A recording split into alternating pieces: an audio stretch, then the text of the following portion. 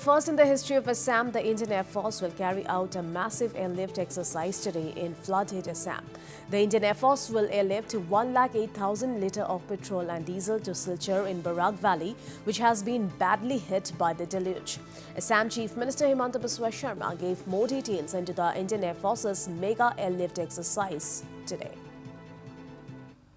বৰ্তমান আমাৰ ৰাজ্যখনক বানে জুৰুলা কৰি ৰাখিছে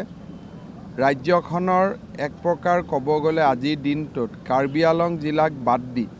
সকলো কেইখন জিলাই বানত আক্ৰান্ত হৈ আছে বৰাক উপত্যকা এক প্ৰকাৰ ব্ৰহ্মপুত্ৰ উপত্যকাৰ পৰা বিচ্ছিন্ন হৈ আছে নামনি অসমৰ আৰু নগাঁও মৰিগাঁও জিলাৰ কেবাখনো গাঁও প্ৰায় 2000ৰ অধিক গাঁও জলমগ্ন হৈ আছে আমি ৰাজ্য চৰকাৰে এই বানত আক্ৰান্ত ৰাইজক সহায় সহযোগিতা কৰাৰ বাবে সম্পূৰ্ণৰূপে প্ৰচেষ্টা চলাই আছো অহাকালি ইণ্ডিয়ান এয়াৰ ফোৰ্ছে প্ৰথমবাৰৰ বাবে 1 লাখ লিটাৰ ডিজেল পেট্ৰল লৈ শিলচৰলৈকে বিশেষ বিমান চলাব আগতে ইমান ডাঙৰ অসমৰ ইতিহাসত এয়াৰ ড্ৰপিং ইমান বৃহৎ পৰিমাণে কেতিয়াও হোৱা নাছিলে নৰ্থ ইষ্ট ফ্ৰণ্টিয়াৰ ৰেলৱেও বিশেষ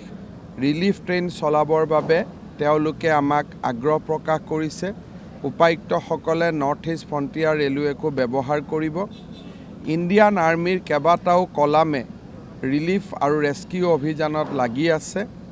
NDRF SDRF ৰাজ্য চৰকাৰৰ সমস্ত বিভাগসমূহ আৰু বিভিন্ন সমাজ সচেতন সংস্থা আৰু ব্যক্তিয়ে ৰিলিফ আৰু ৰেস্কিউ অভিযানত লাগি আছে